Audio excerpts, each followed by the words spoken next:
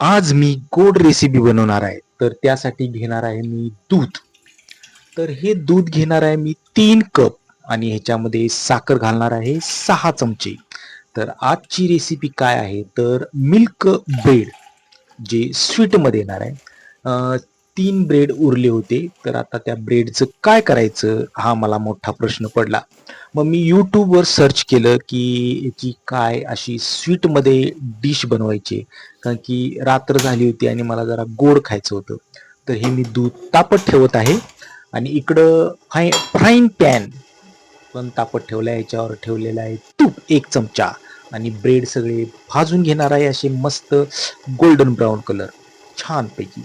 तर चला, तर आज आपण स्वीट डिश बनवायची, पण स्वीट डिशला काय शिल्लक नव्हतं तर 3 ब्रेड शिल्लक होते. तर 3 ब्रेडचे आपण काहीतरी स्वीट बनवूया. मग मी यूट्यूबवर सर्च केलं की ब्रेड आणि मिल्कचं काय बनवता येते, तर मला ही रेसिपी सापडली. तर चला म्हटलं आपण पण ट्राय करूया आणि मस्तपैकी खाऊया.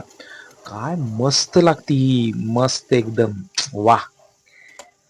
तर हे ब्रेड मी सगळे भाजून घेत आहे. तर माझे यूट्यूबवर 200 सबस्क्राईब झाल्याबद्दल मी सर्वांचे मनापासून आभारी आहे आणि फेसबुकवर माझे 1200 फॉलोअर झाल्याबद्दल मी सर्वांचे मनापासून मनापासून आभारी आहे. तर असंच माझ्यावर प्रेम करत राहा आणि मला छान छान लाईक करा, छान छान कमेंट करा आणि माझे व्हिडिओ शेअर करा. तर इंस्टाग्रामवर माझे 1500 फॉलोअर झाल्याबद्दल मी सर्वांचे मनापासून आभारी आहे.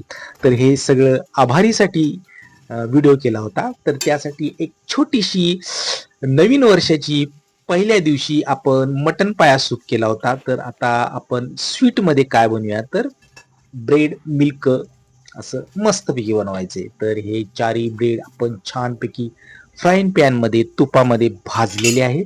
आता ह्याच्यामध्ये गरम दूध, साखर घातलेलं घालणार आहे आणि हे ज्यावेळेस लबडबीत होईल असं छानपैकी, तर आपण ते खाणार आहोत. तर तुम्ही ही रेसिपी कधी करून बघितली आहे का? नसेल तर करून बघा. इतकी स्वीटमध्ये लागते, छान असं मिठाईसारखी लागते. तर चला, साखर मी जरा जास्त घातली होती, थोडी कमी घालायला पाहिजे होती, पण नवीन वर्षाची सुरुवात होती तर ती नवीन वर्षाची गोडनं सुरुवात करूया म्हणलं. तर आता ही मी मस्तपैकी खाणार आहे आणि ही रेसिपी कशी झाली आहे मला कमेंटमध्ये सांगा. तुमचे कमेंट फार महत्वाचे आहेत. 2 दिवस झाले तुमचे कमेंट आलेले नाहीत. Thank you.